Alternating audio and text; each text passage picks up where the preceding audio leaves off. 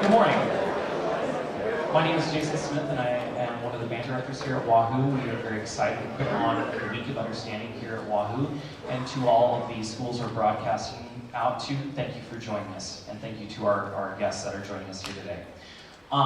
This is a really amazing educational opportunity. Holocaust education is something that all students should learn about. It has a huge, huge impact on history, and even choices and things that are happening today have been impacted by the things that happened at this time. Please make sure that we leave our cell phones away completely.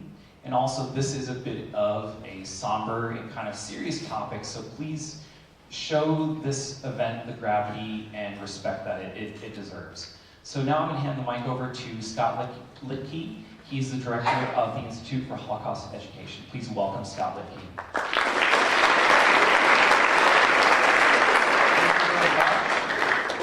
We're honored to be here today. Thank you to Wahoo High School and Middle School later, and to all of you who are able to see this online. Our Week of Understanding reaches thousands of people with the narrative, the stories, the personal survival of those who experienced the trauma of the Holocaust. When we started 16 years ago, we were able to have firsthand experience, people speak, people who physically went through the experience. Death camp of Auschwitz was liberated 81 years ago this past January. We're now at the point where our survivor population has aged out, and those who are still with us typically are not able to share their experiences. We are gifted now with having the children and grandchildren who share their experiences. They're called the second generation. Those are the parents, and then the grandchildren are the third generation. This morning you're going to hear Sid Gottlieb, who's here from Toledo, Ohio, and she is a 3G, the grandchild of survivors. And I know that you will find this experience very moving. So please help me in welcoming Sid. Thanks,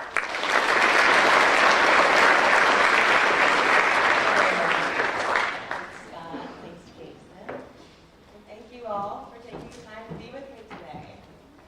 So, listen, I'm old school. I have a printout, and I'm going to be using it. Yes, my name is Sid Gottlieb. And I'm a self-taught visual artist from Ohio, and I'm also the granddaughter of Holocaust survivors. I'm going to share a bit with you all about who I am, my family history, and why I do things the way that I do. You know, why I make art, the reasons behind why I'm an artist. So as mentioned, I'm self-taught, which means I did not attend art school. I don't really have a formal education, and instead I figured it out, as I go. So, first a little bit about art. So typically I don't plan things out, and I embrace the idea of making with what's in front of you. Through the process of making, we can find the humanness in the handmade and materialize our thoughts and process what we want to bring into existence. And what sort of future do we want to see in the world? Personally, I want to live in a world where we can explore conversation together and build new relationships. So, refugee history exists on both sides of my family, and culturally there's a lot of trial and error involved, when trying to get to where you want to go. And so, I don't know, maybe you haven't met a Jewish person before, but there are some values. Yes, it's a religion, it's also an ethnicity, it's a culture. So I feel very cultural when I make, and it's a very Jewish characteristic to develop innovative responses to critical issues, and the core values of our culture emphasize collective responsibility, community, education, and a deep-rooted need to constantly question. And I want to emphasize that. So I feel most connected by making art and using my own visual language to question. So this all start? This is the kind of artwork that I made when I started to draw again, as an adult. It's very abstract, super detailed, tight line work, and very compressed. You know, I felt the need to get in as much as I could. And I used to over-explain. I used to be a total perfectionist. If a piece of paper had the tiniest smudge on it, I didn't want to use it. And anything that I wrote had to be grammatically perfect. Everything always felt like a life or death experience. And I was constantly worried and constantly stressed. So here you can see there's a lot of squiggling. And that's kind of how I went through adolescence, around your age. I always felt like, you know, getting something in at a deadline, you know, being somewhere exactly on time. I didn't want anyone to really be able to pin me down, you know. I felt like maybe someone was on my tail and I had to shake them off. So, in thinking about it, you know, maybe perhaps I was trying to lose myself. Maybe I was trying to shake myself off of my own tail. And over time, I began to realize that what I was creating was actually something else. So after living and working in Boston for more than a decade, you know, I went to school in Boston. I'm 37, so I lived a lot of adult life. And I crash landed back in Ohio towards the end of 2018. I was stressed. I was fortunate enough to have gone to a good school, worked for a contemporary art museum, worked in academic publishing. I still wasn't making enough to keep up with the cost of living. And, you know, I was out on the East Coast, I was trying to make it. But, you know, after working on the business side of things, for and with artists, I realized that I wanted to be the artist. And I needed to reprioritize my life. So I made the conscious decision to move back to my hometown. And that crash landing was literally me moving into my mom's boyfriend's house for much longer than I wanted to. And, you know, I realized that I needed to face some fears and get in touch with my roots. I never thought I'd come back to Ohio.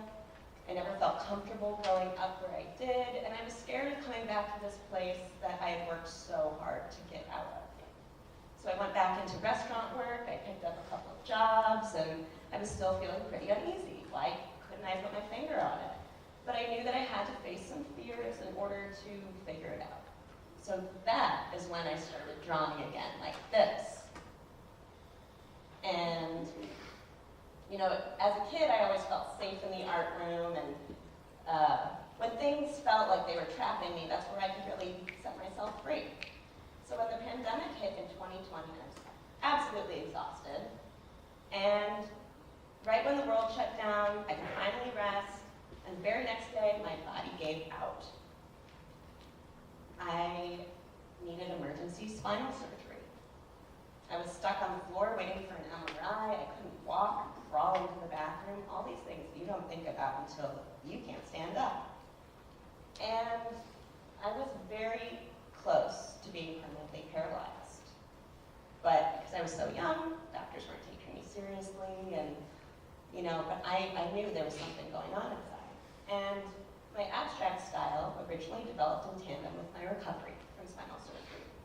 I was tapping into psychological and bodily sensations, and as I started to draw more and more, I was able to track time, channel pain, and try to enliven a body that seemed to have failed me. So, along with other factors, I do truly believe that part of this collapse was due to a deep unrest fueled by stress, tension, and anxiety.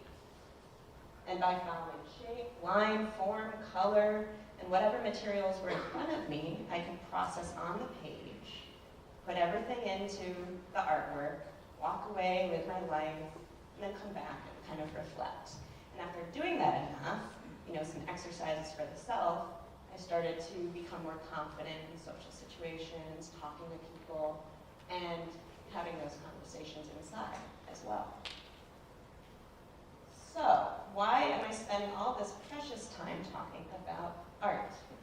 It's important to both my story and that of my grandparents, because there's this idea of wayfinding, of navigating through your own pathways and finding what blends and merges and what decisions to make in real time, in the moment, and being confident in that decision to go somewhere else, to change that color pattern, but then really land on that feeling of cohesion, to know when it's done.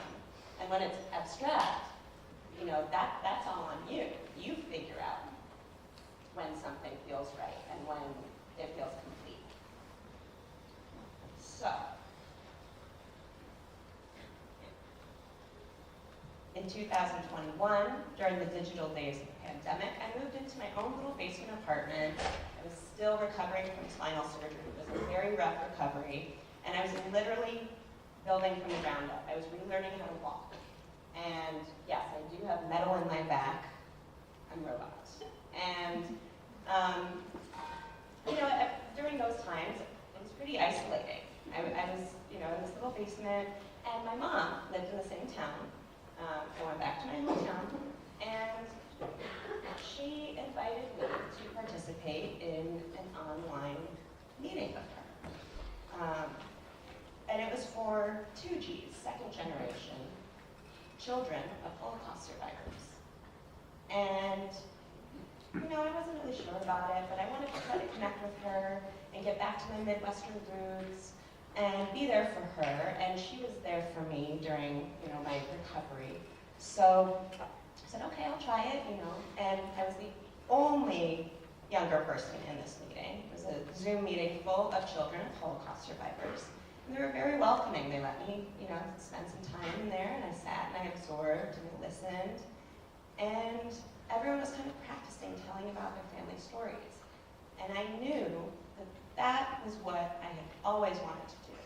I didn't know what or how, but this story that was trying to get out of me from as long as I can remember, I needed to find a way to do that. And so I'm thrilled to be here with you all today. So during this time, I was working at a vinyl record store. I started to teach expressive arts workshops for a mental health community center, and helping people to figure out what they maybe didn't yet know how to say. I began to loosen up. And, as a kid, I always felt like maybe there was a target on my back. I didn't want anything, that perfectionism was, I didn't want anyone to attribute potential failings to my Jewishness, to my identity, being less than perfect, being something other. And so, I took a speaking trainer course, and I learned how to say a little bit more. And that very same summer, neo-Nazis marched through my hometown. Oh, this is real, this is important. So, this trajectory, this is the visual language that I was trying to create, what I'm about to share with you all. What I was trying to express that now I thankfully do have the words for. So, growing up in Northwest Ohio, I was the only Jewish girl in my class in a secular school. And as mentioned, I felt this responsibility to represent my culture, and I always kind of felt protective of my mother, and I didn't really know why. And we always hung out with my dad's family, but not really my mom's. And you always want to get to know who your family is. And I was just wondering, what about mom's family? Like, where's her family? And people kind of ask, well, when did you know that your family went through the Holocaust? And to be honest, I don't remember not knowing, there was just kind of this feeling of there's something else there. And so maybe when I was around the age of 8 or so, I had some really nice bonding moments with my mom. We would go up to the guest bedroom of our house, and I knew what was coming, you know. It was a very precious, special time. We'd go up to this bedroom, and there'd be this closet, and on the very top shelf of this closet was a box.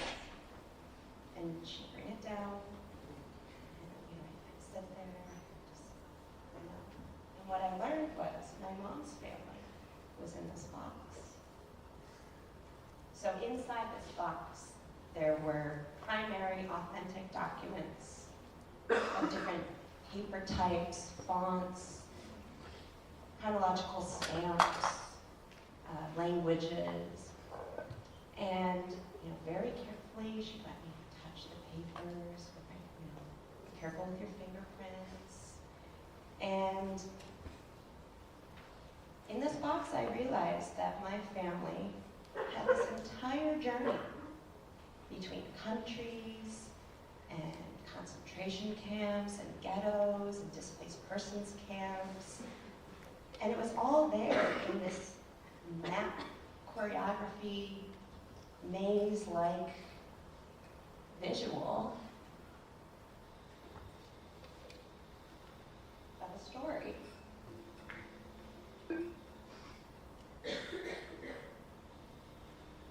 By following patterns and details, I began to understand.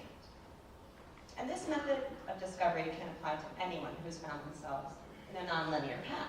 Just start drawing and see where it takes you. And I'll tell you about that nonlinear path with regard to my family story. And so before, I know, another preface to a preface, right? This is very important, though.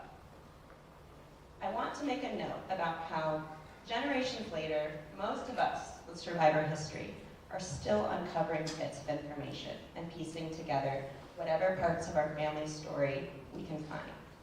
Some people's family history, might be served right up on a platter, a nice family tree, and it's ready to go. But we in the survivor community have to piece it together ourselves as it comes. It's not open and shut. We're constantly mining, correcting, revising, working to share a story as accurately as possible. And it doesn't necessarily come together chronologically. Sometimes you think you know something, and then another detail comes to light, and when you think you know what that is, then, something else comes up. There's frustration in not knowing how to pronounce your own family's name, or town, or, where we come from. These identities are in these fragmented bits and translations. And so, while looking to honor our legacies, we also have to know that, there might be more to learn or discover, but we're doing the best that we can in the moment. And that's all that anyone can do. So some of these photos are out of order, but it all comes back around. And we dig as deeply as we can, and we say what we know. So from an early age, I recognized that my life existed because many people had died. This is my mom, and on the top left are her parents, Eva and Ed, and on the top right are her parents, Meyer and Judith. You say, what?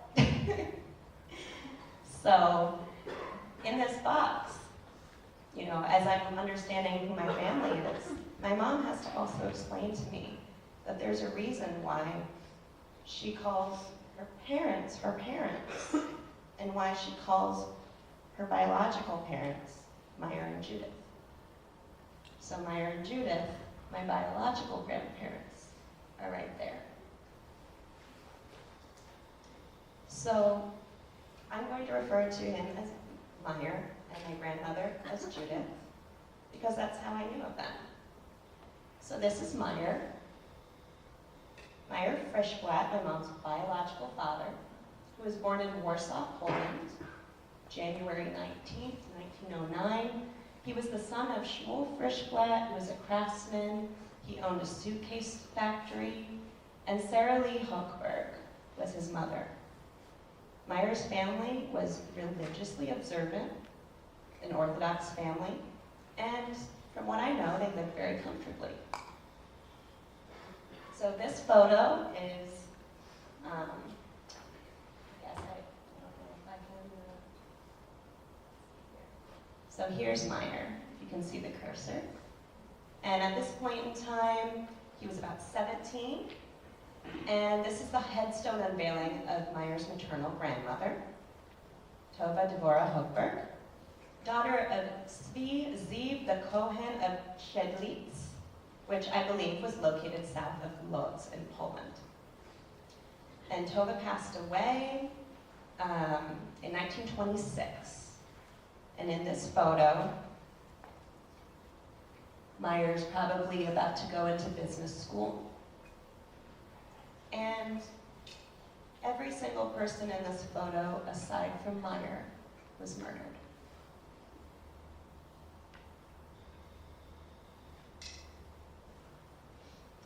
So Meyer did have a wife. I don't know her name, but I believe her last name, her maiden name, was Kibushevik. And they married in the nearby Polish town of Białystok in February of 1932. In 1933, Meyer's first daughter, Sarah, was born. She's not sure how old here, but I guess maybe 5 or so. So here is some money, but much of this money doesn't formally exist anymore, though we see that it did exist at some point in time. Between World War I and World War II, borders and nationalities continued to change as territories and empires fluctuated, and much of my family was born in the Austro-Hungarian Empire. Those places then became Russian. Also in the middle of changing borders meant that many languages were spoken and heard, which I believe contributed to Meyer's ability to pick up on languages. In the Eastern European area known as Galicia, languages were very fluid. So Meyer's family owned a suitcase manufacturing family, and on August 23rd of 1939, there was a pact called the Molotov-Ribbentrop Pact, which formally divided Poland. So on this fun little clip art at the bottom corner, you can see that one side became German Nazi territory and the other side became Soviet territory. So Warsaw is here, and Białystok, where Meyer got married, is here. So let's see here. About 1 week later after this pact was established, the Germans invaded Poland, September 1st, 1939. And this marked what many say is the official beginning of World War II. However, the first concentration camp, Dachau, was established in 1933. So a lot of things had to happen to get to this point. And I'm unsure if, if Meyer worked elsewhere, but he would go off on business in between these different areas. And in 1939, the family factory was ordered to close. Jewish businesses were seized, and the government took away any way for Jewish families to earn money. So Meyer could no longer work. And at that point in time, Meyer and his wife and his daughter, they all knew something was coming. So they were forced to move out of their homes into the Warsaw Ghetto. Jews were made to wear stars on their clothing called Magen David, the Stars of David. They were yellow patches, identifiers of Judaism.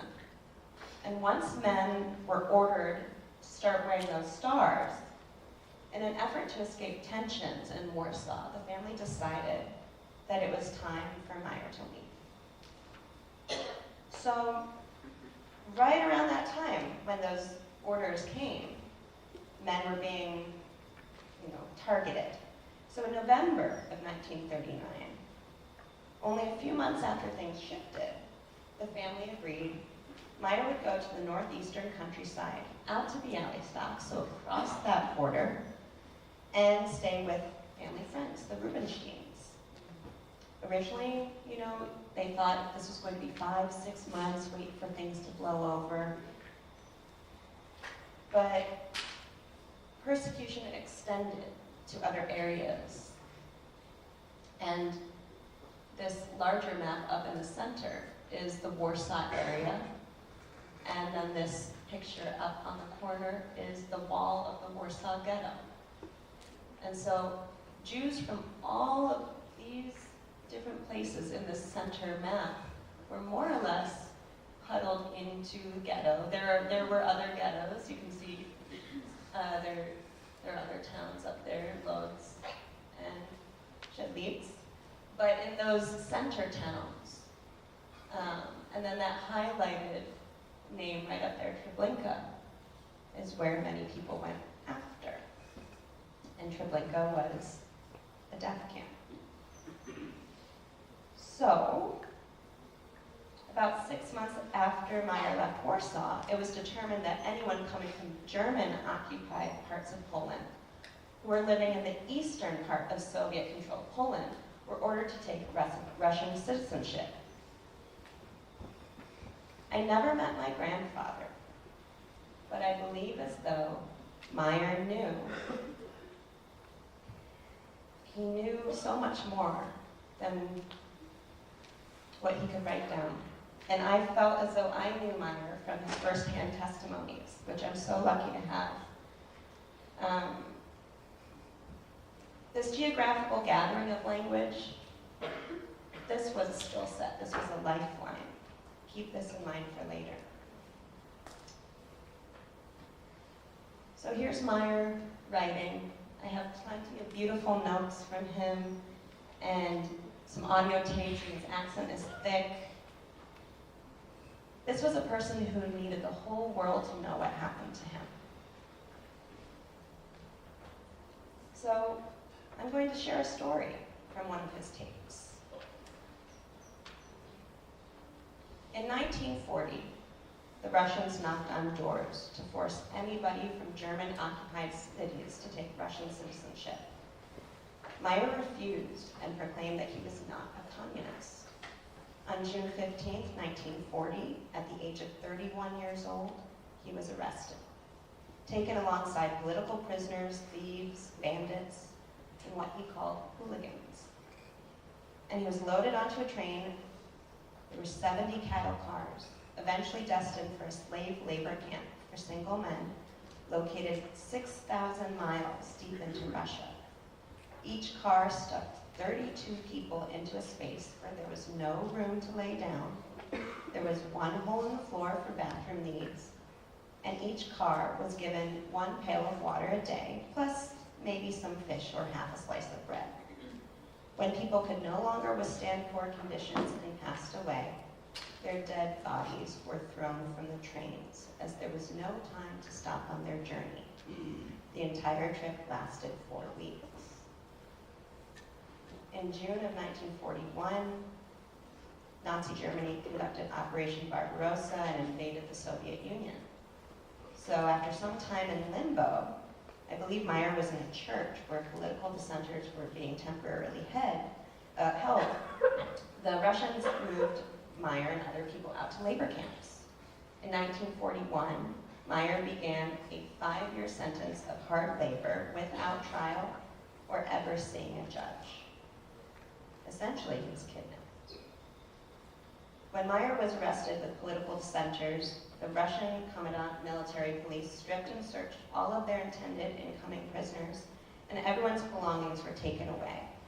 In the process of all of this, Meyer took a pocket watch and hid it in a sock, and kept that sock in his shoe. The soldiers didn't notice. So after a couple of months of existing on thin oatmeal and water, he got very hungry. There was no coffee, no tea, and he was hungry, and he learned that somebody, somewhere nearby had bread. So he decided to sell his lunch. Meyer went to the person who was working as a barber, where the Russian soldiers went to get their haircuts, And Meyer asked, "Can you find out who wants to buy a watch?" A couple of weeks later, the door opened, a soldier entered the barracks and mentioned Meyer's name. The soldier approached his bed and said, "You, Frischblatt, take your belongings and come with me." So he took Meyer to the commandant quarters at 7 o'clock in the evening, and he said, "Listen, you had a watch. Give me the watch." In this moment, Meyer says nothing, and he takes his bag, turns it over, emptying out all the items that he has, his shirt, his shoes, and out comes the watch. The commander took it away and ordered him back to the barracks. At the time, the Russians did not exterminate prisoners, but inmates were tortured and worked until they died. After some more months went on, Meyer's weight was maybe 80 to 90 pounds, and he was still sick, tired, and very hungry. While out in the work yard, he saw soldiers standing with a gun, watching him, all of them. So, Meyer was desperate.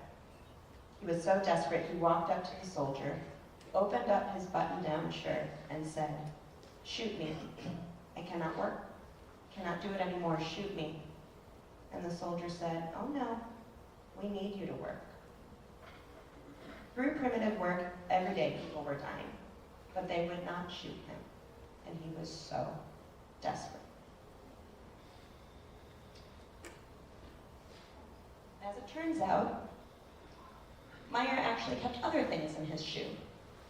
For his entire 5-year sentence in the Soviet camp, which, remember, he earned just for being Jewish, without ever seeing a judge or having a trial, we believe that he kept a photo of his 6-year-old daughter. I would say she'd be about 6 or 7 by the time this would have happened. So this is Sarah. He kept that picture in his boot. And we still have these pictures today. That photo on the left, I imagine, was crumpled up in his boot. Meyer later learned that she likely died in the pits of Treblinka, that concentration camp north of Warsaw. But we believe that his love for her and the hope that she was still alive kept him going. And I think of her often. You know, again, many people had to die for me to be here. And that's a heavy burden for a child. In 1946, Meyer received his right to return to Poland, and there was this neighborhood called Praga in Warsaw. So he traveled to Praga, where many Jews lived, and it seemed as though most of the Polish Jewish community went to look for lost relatives. Meyer was informed in an evidence office that his wife and daughter, along with about 95% of his family, 70 to 80 people, were taken to Treblinka and murdered because they were Jewish. So here's my grandmother, Judith Cohn.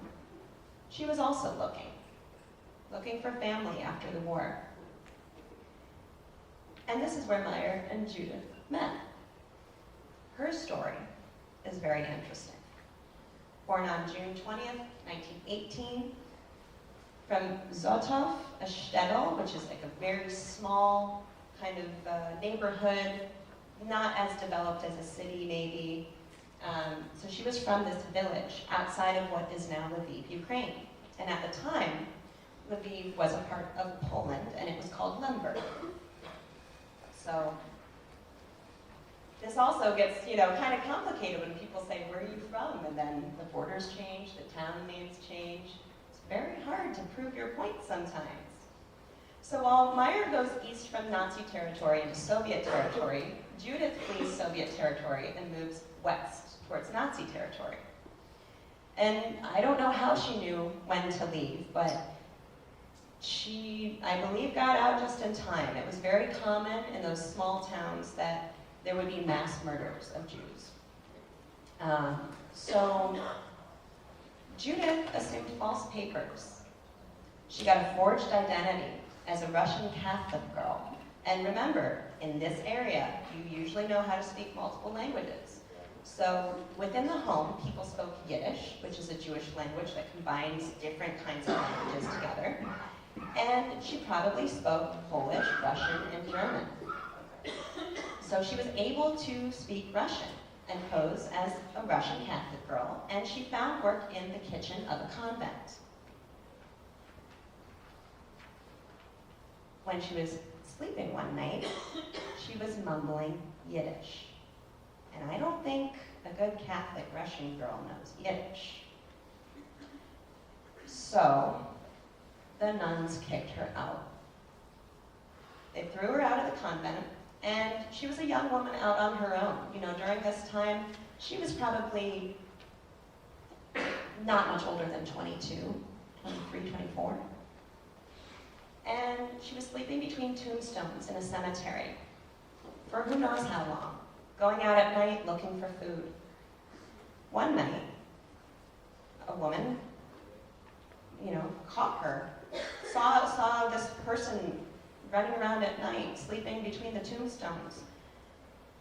She called the Germans to take Judith away. However, due to a false identity, Judith goes to Bergen-Belsen, which was considered an elite concentration camp. Rather than an extermination camp, it was hard labor. Forced labor because she posed as a Russian Catholic girl rather than being sent to an extermination camp for being a Jewish girl. People with good passports, quote unquote, were sent to Bergen-Belsen. And because there are gaps in Judith's story, I don't fully know how long she was there, but somewhere between ages 25 and 28. Judith was liberated by the British in 1945, and these camps were originally set up to accommodate about 8,000 people, but by the time of liberation, there were 40,000 people there. The Nazis tried to hide the evidence of poor sanitation, and, they were overfilled. They were well over capacity. So in this scramble to try to liquidate these camps before liberation, a lot of people were shot, and there were death marches where people had to go out and kind of flee their locations, and many people passed away on these marches. Apparently the British buried about 30,000 people just from Bergen-Belsen. And Judith was very sick.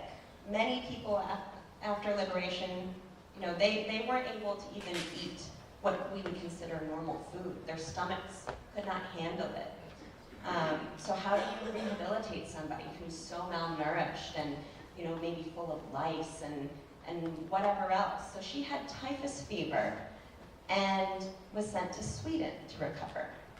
And it is believed that she possessed her forged papers, she possessed her forged identity the entire time. There was no record of her actual name at this hospital, and Jewish authority groups wanted to help her, but there was no proof of who she was, and she never broke character. She kept to her alias the entire time.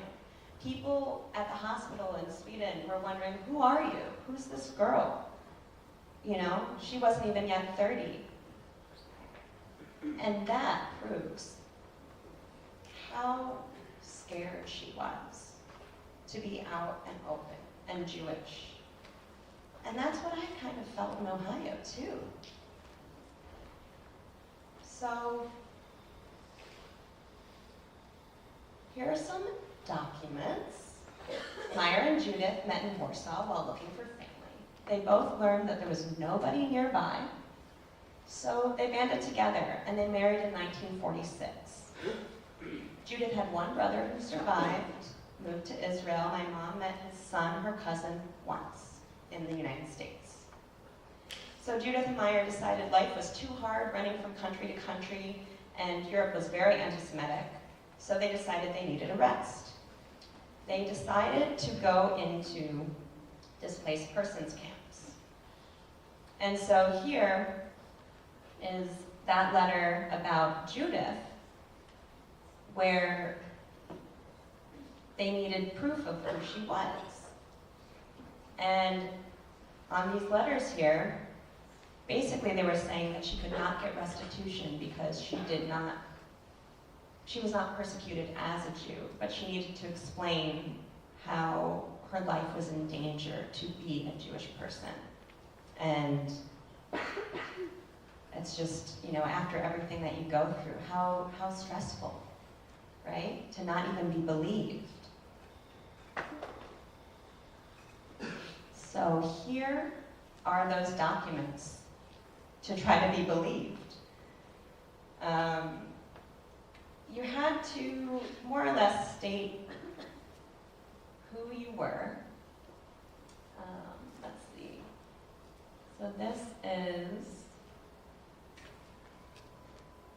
so Meyer, he was able to actually get a job through the United States Army in his displaced persons camps through the United Nations because of his ability for language.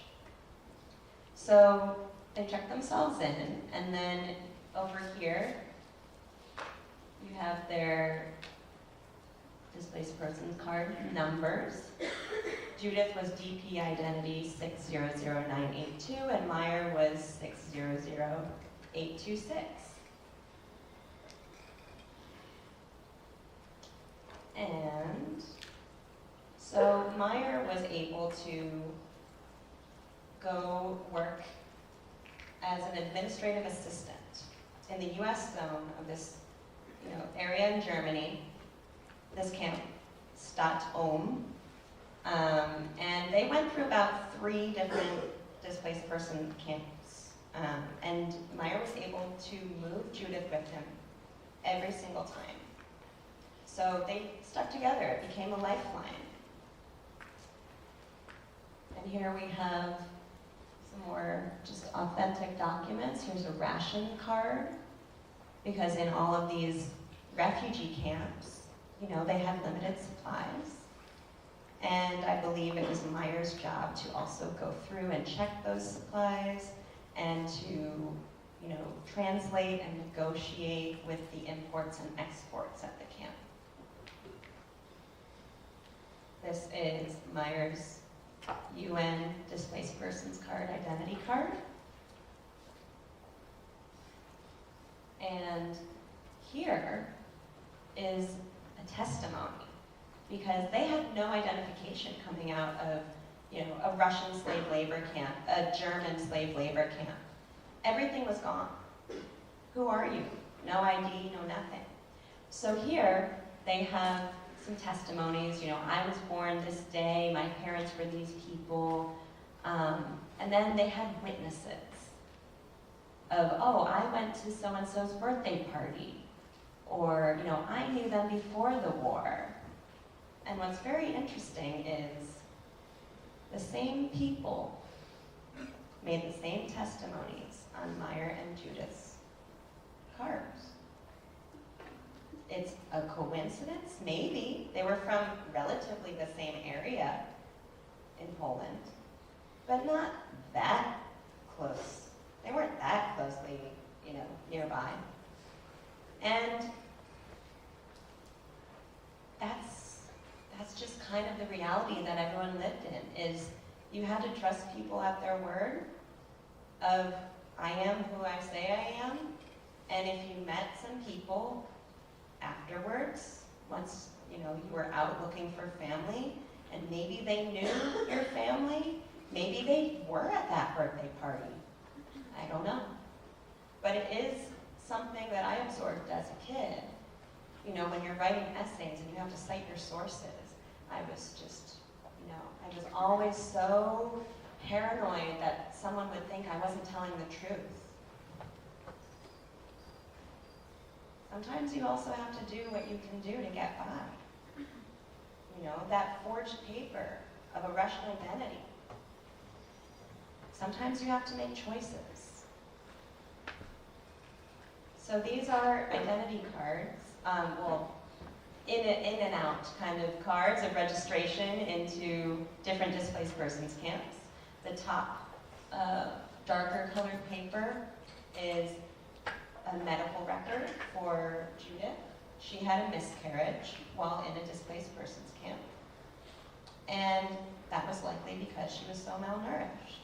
And they were in DP camps from 1946 to 1951. Because of Meyer's status working with the UN, he became a secretarial interpreter. You know, they were trying to get out. They were trying to go to the United States. They got a ticket to go on a ship to Australia that was rerouted. And then he finally got approval to go to the United States. So, again, he could take Judith with him, another lifeline. And there was this organization called HIAS, the Hebrew Immigrant Aid Society, which helped Jews who survived camps to be placed in cities in the United States that it was determined they had enough resources to care for people, social services, jobs, housing. There were ways for people to kind of get back on their feet, and it was through the Jewish community. And today, HIAS is not just for Jews, it's for cultural refugees anywhere from any religion, and they operate in specific countries. But they started because of Jewish persecution, and during World War II, it was another lifeline. This is more of Meyer's work papers, a supply officer, and an interpreter. And here they are in the United States. And, you know, Meyer was in heaven. He had a car. He had air conditioning. This was living. But, you know, it was hard. Mental, physical, emotional health. How do you integrate into an already well-balanced society, you know? So, my livelihood in the United States exists because of HIAS and also Jewish Family Services. In 1951, Meyer and Judith were resettled in Toledo, Ohio by this refugee organization, and my mom, Bev, was born in 1952. It was determined that Toledo had these resources, and, you know, after all that they had been through, you know, we don't really think about this, but of course there were people who couldn't care for their children. There were physical, psychological traumas, poor living conditions, lack of opportunities, language barriers, you know, like any immigrant, right? Or any immigrant fleeing from somewhere for, you know, political asylum or refugee kind of needs. So about 6 months after my mom was born, Judith developed Parkinson's disease and became very sick. As you can see here in her naturalization paper, she had a very deadpan face, which is, you know, pretty different from here. She has a nice little smile. And here, you know, she has some smiles. And so she was unable to care for a child. At the time, Jewish Family Services had a foster and adoption program. So my mom lived with 2 different families before she came to live with her parents and found her family. At the time, Eva Rosenberg, remember Eva and Ed, my mom's parents, they were volunteering, Eva was volunteering, to help resettle refugees. And she was in charge of placements for children. When she saw my mom's picture, she decided, I want that little girl. Eva and Ed Rosenberg were born in the 1800s.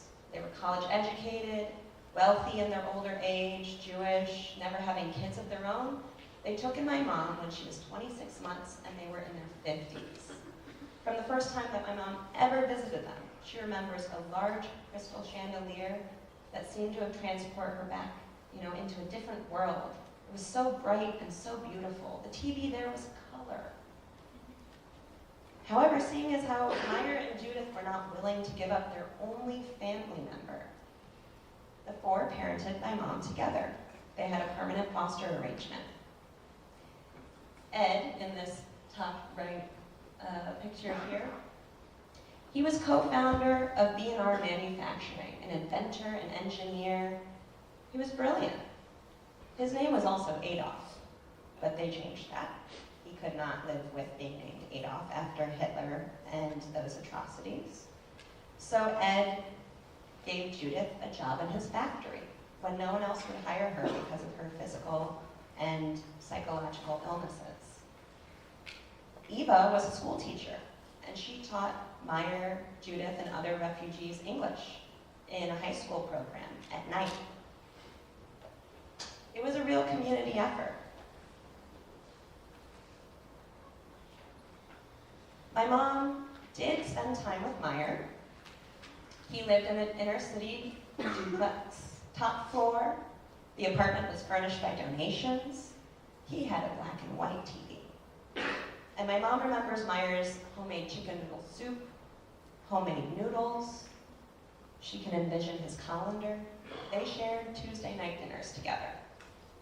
But my mom lived full-time at the Rosenbergs. But Meyer still needed his child. Every day at 6 p.m., my mom had to talk on the phone with him, and she hated it. He seemed so stern and angry. It was a forced relationship. She wanted to be American. When he would come over to the Rosenbergs' house, my mom would run away, run out of the room, and not even look at him. And Eva would be so angry, saying, "You're so rude. You don't even know what he's been through." And she didn't. She did not understand. All she knew was that he wouldn't let her go to fully be with her parents, and she didn't want to be taken away from her parents. But can you imagine having already lost a wife and a daughter to now have your second wife sick and also not able to have your daughter? Meyer did acclimate well, despite his limited employment options. He knew about 7 languages, but he worked in a hamburger shop. So in his spare time, he decided to try to make a Yiddish dictionary and write his own, language. And that's what these scraps of paper are here. But, Meyer attended my mom's birthday parties and family events, and they all got together. They eventually connected a bit better, but why did my mom only spend time with Meyer? Why not Judith?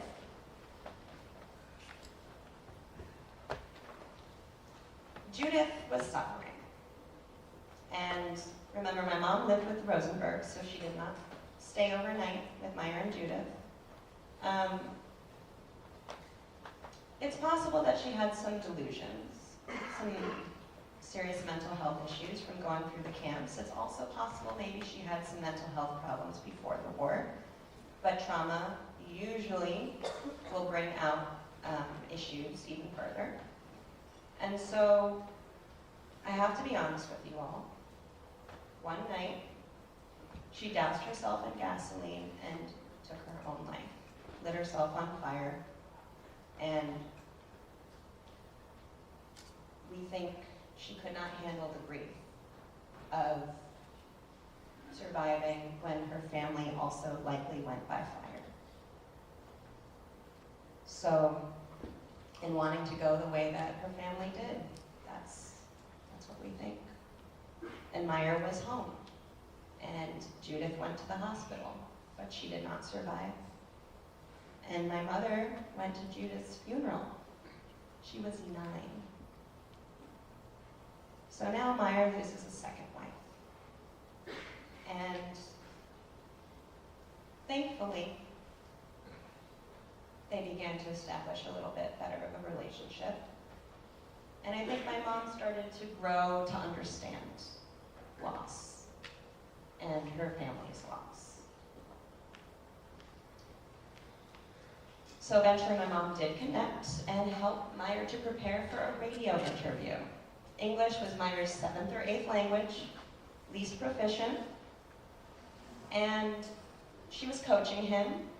Around 1976, there was this docudrama called Holocaust with big movie stars, and this is a good 30 years after people started to open up a little bit about what happened in the war.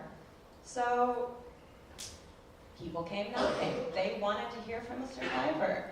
And in the same way that Judith would not reveal her real name, Meyer had to protect himself, and he decided that he was going to use a false name for the radio interview. So he was called Martin Fisher, and he wanted to tell everybody about his story. So, you know, they were asking him, what about this Hollywood blockbuster movie? And he's just trying to tell everybody, you know, this is what happened, and this is in the government, and, you know. And I have this really beautiful 7-minute, you know, 8-minute clip, but I wanted to play for you what he says, and so that you can hear his voice, you can hear his pain and also his eagerness to try to communicate in English and try to explain how he felt. They also ask why he thinks he survived. And his, you know, that same thing of telling the guard to shoot him. You know, he says, accidents, miracles. That's how he survived.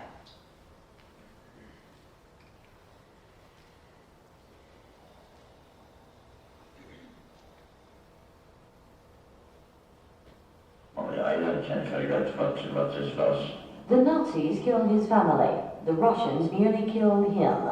And because of their present policy toward the Jewish people, Martin Fisher is as bitter toward the Russians as he is toward the Nazis. The Nazis is bandits, and the Russians is not better. They go in the same way now, but Hitler is still over there in Russia, is one-party system, and they don't let out the Jewish people. The Russians kill you in a cold war, and the Germans kill you in a hot war. Mr. Fisher calls the Russia of today our modern Holocaust, and the weight of evidence is growing on his side. Columnist William Sapphire recently reported that the CIA has photographed and documented the presence of huge slave labor camps throughout the Soviet Union. For WCWA News, I'm Jamie Perry. So, to re-emphasize,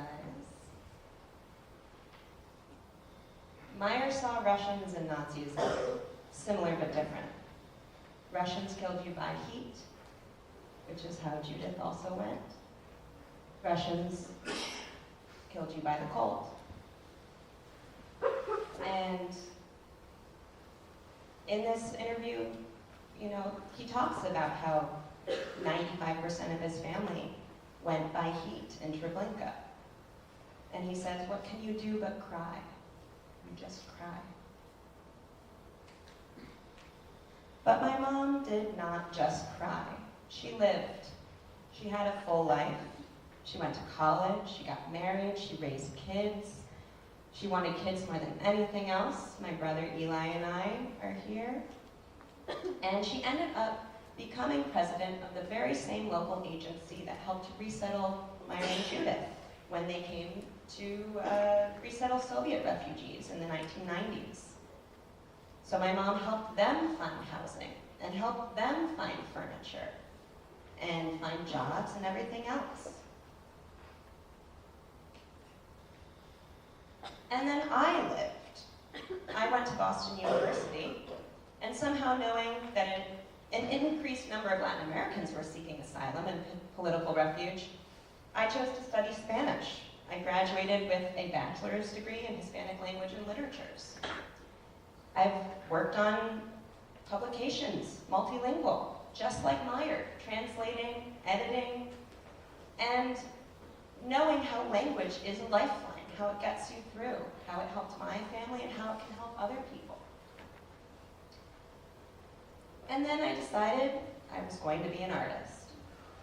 And I created my own visual language. More language, more expression. And my final semester in undergraduate, I was able to take a graduate elective course called Literature of Memory. If you've ever read the book Night, or you know about Elie Wiesel, you'll know that he was one of the first to really share his story in detail. And Elie Wiesel was also my professor. Unbeknownst to all of us, I took, it was his final class when I took it, his final semester of instruction. So as his goodbye, he decided to review his own history and teach his own books. He showed us his number from Auschwitz, the concentration camp, tattooed on his arm. And we were all required to take a one-on-one meeting with him in his office. And I remember entering into his dark wooden study and sitting at this small table with him right by a window. And I just cried. What could I do but cry? Just absolutely bawling, because I had never knowingly sat in conversation with a survivor. I never knew Meyer, I never knew Judith. They died before I was born. And I'm sure I had talked to a survivor, but I didn't know I had talked to a survivor until this moment. And, up until that point, I sensationalized my grandparents' survivor experience, perhaps tokenizing, and kind of thinking of my mom and my grandparents in a way that helped me to dissociate from this inherent kind of inherited pain that became mine. And Professor Wiesel encouraged me to speak up more in class. That's also what I'm doing here today. What he taught me was you should not place yourself in a space where you're speaking for someone else, but you can envision being in their shoes and offer a window through which to share their story. Build your own voice, but don't speak for them. Do not speak for the dead. You don't know their experiences. You don't know why they chose what they did, when they had to go this way or that way, or, these squiggles, right? You can only speak to your understanding of how you interpret their experience. And so we sit in the unknown. And with abstract art, we create until we feel as though we know. So I became a teaching artist. I taught at a mental health center. I went on an artist residency. I have spoken at a museum, some live painting. I use my visual work as a teaching tool, and I bring ideas into community spaces, helping others to find their language and their expressive personalities, visual identity. I've also partnered with children going through the juvenile justice system. They're learning how to come out of incarceration. Refugees in my family had to learn how to live after being in these camps. There are so many parallels between what happened then and how people live now. Even if, it's not an extreme situation, there are still ways we move through the world that need a little bit of extra help, extra understanding. So, health issues, right? My spine, pain, all these complexities, and all these different people, when they all come together, these organizations, these resources, we can make it through.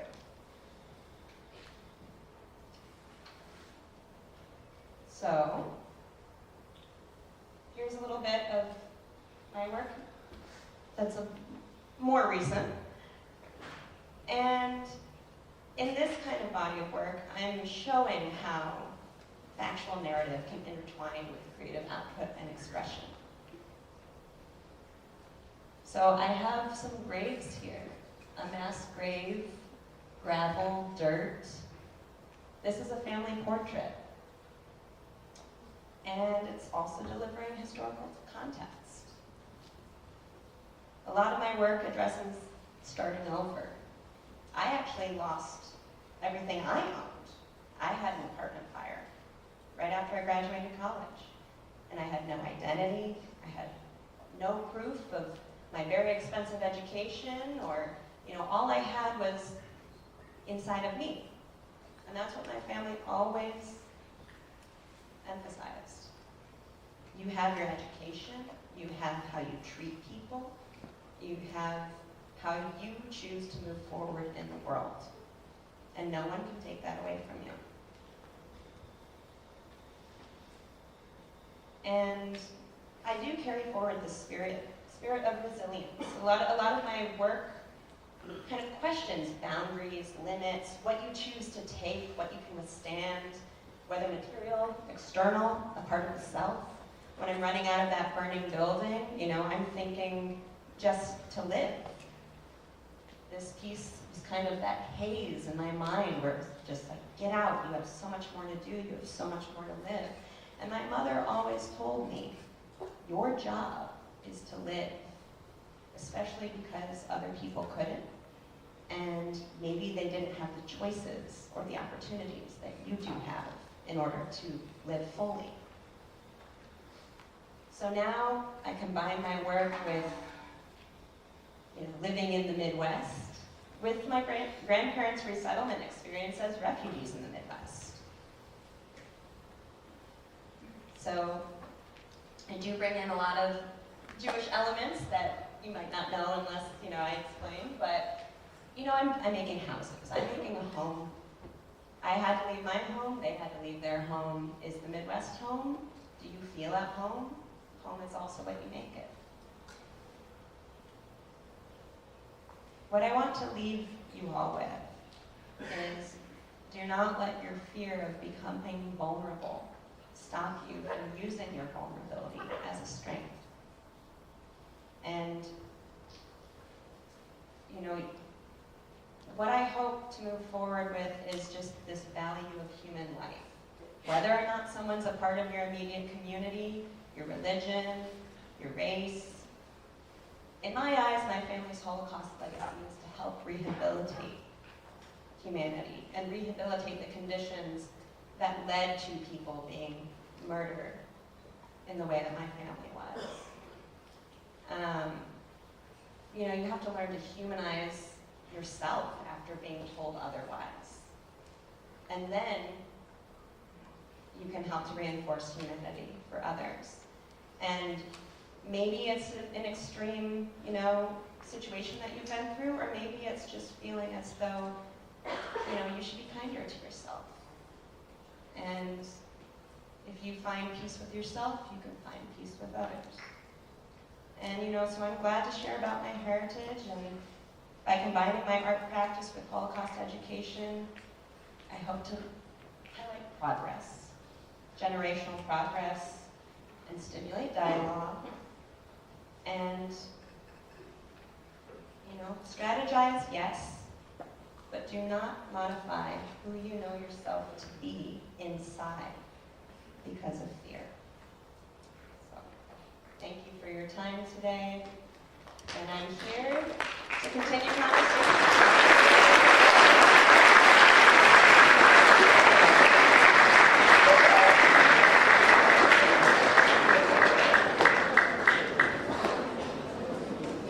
I would now invite individuals, we just have a little bit of time, people that have questions and would like to come on up and approach the microphone, and we'll have just a moment for questions.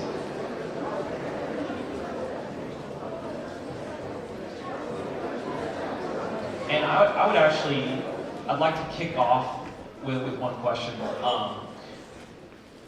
Different variations of people that have been through traumatic experiences.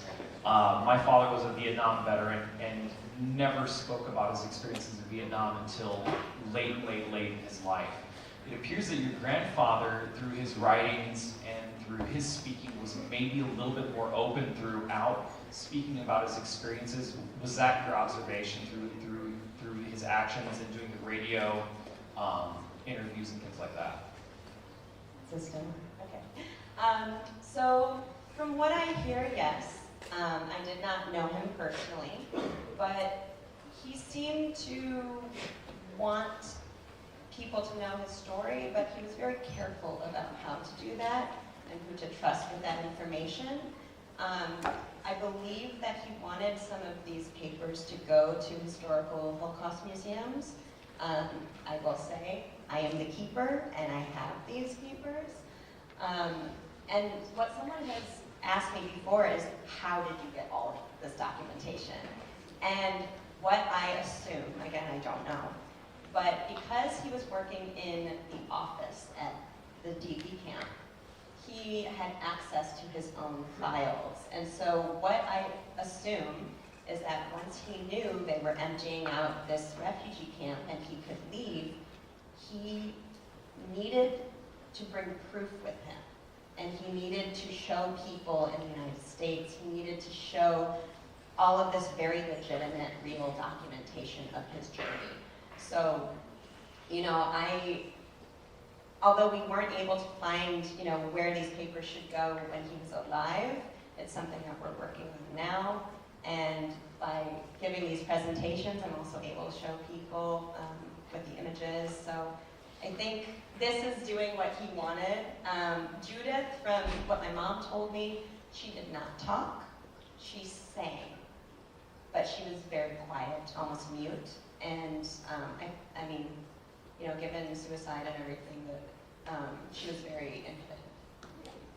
Any questions?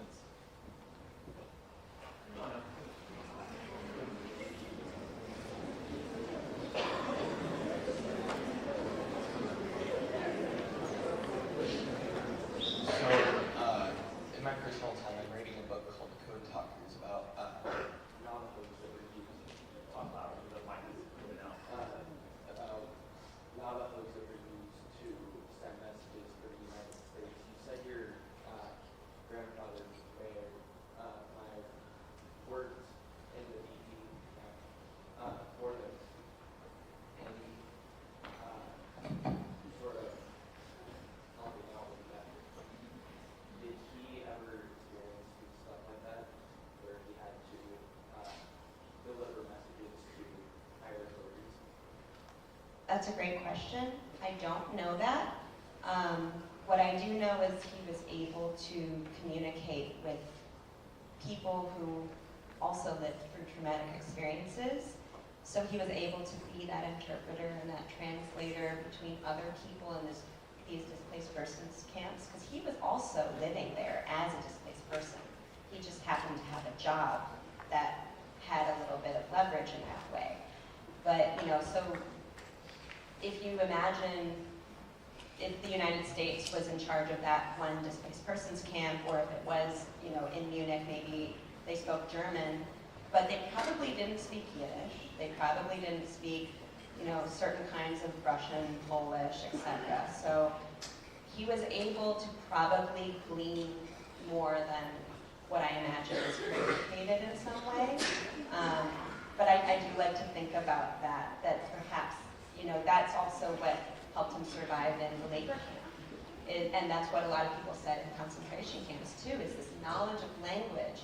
You were able to broaden your community and look out for each other in different ways, negotiate, trade, things like that. Any other questions? Where did your great-grandfather live? So my grandfather, Meyer, he was from Warsaw, Poland. And I believe that his father, my great-grandfather, was from a nearby town, Szydlica. I don't know anything about my family past my great-grandparents.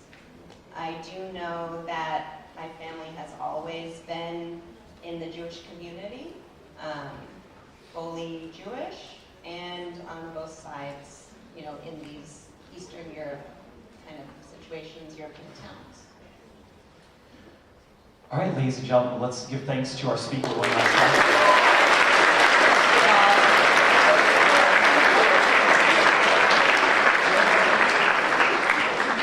We will ask that the folks in the back, let's dismiss first, and then what period are we going to? Fourth period.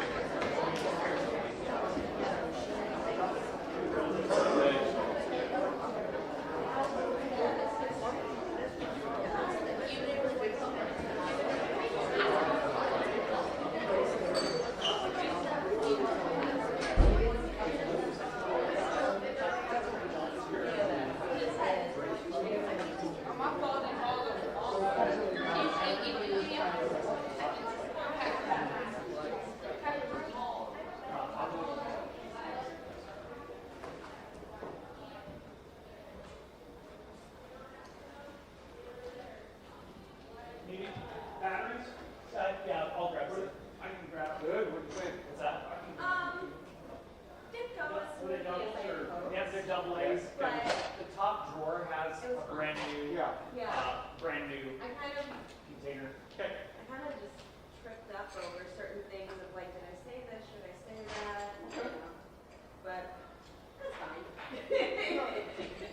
There's a lot of really good stuff. I learned a lot. Yeah. Oh yeah, of course. There you go. You have the, It's in there. oh,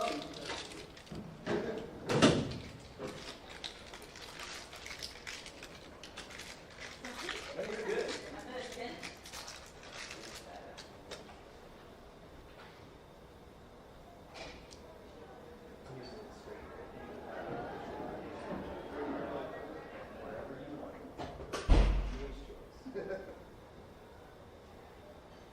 is that plug in so not battery? Yeah, let me get an extension cord built here for you. Almost make it. I think I like it. Yeah.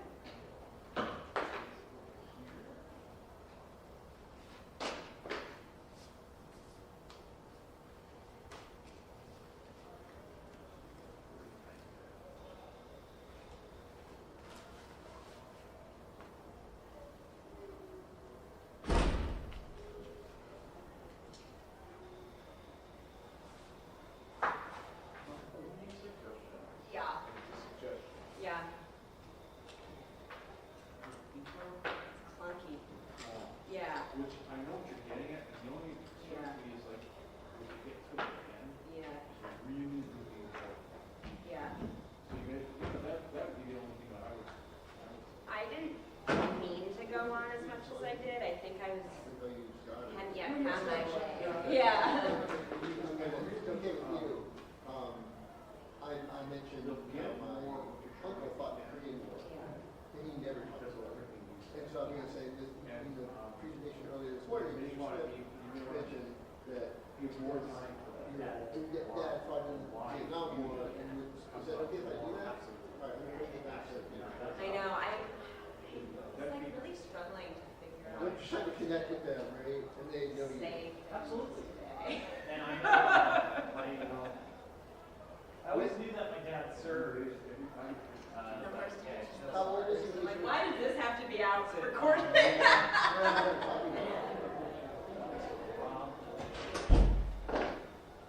Really, like 72, I'd say. About me, 72. Testing, 1, 2, 3. So early 70s is when he finally kind of. Yeah, I mean, I was that's in my something that, early 30s. I mean, I know I touched upon, but I don't know. Introduce yourself. Who are you? Where do you live today?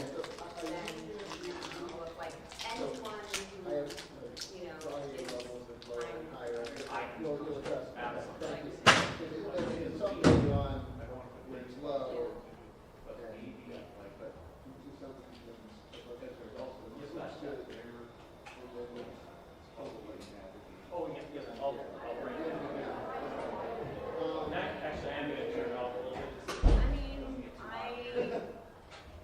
don't explicitly say that, which I probably should. I think Yeah, in my sure. head, everyone gets that point, but maybe not. Yeah, I mean,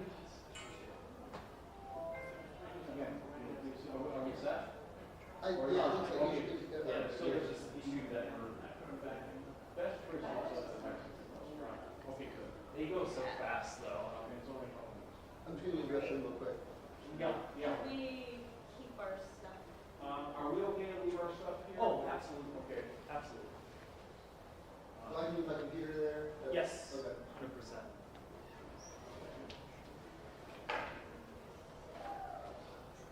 Is there a clock in here?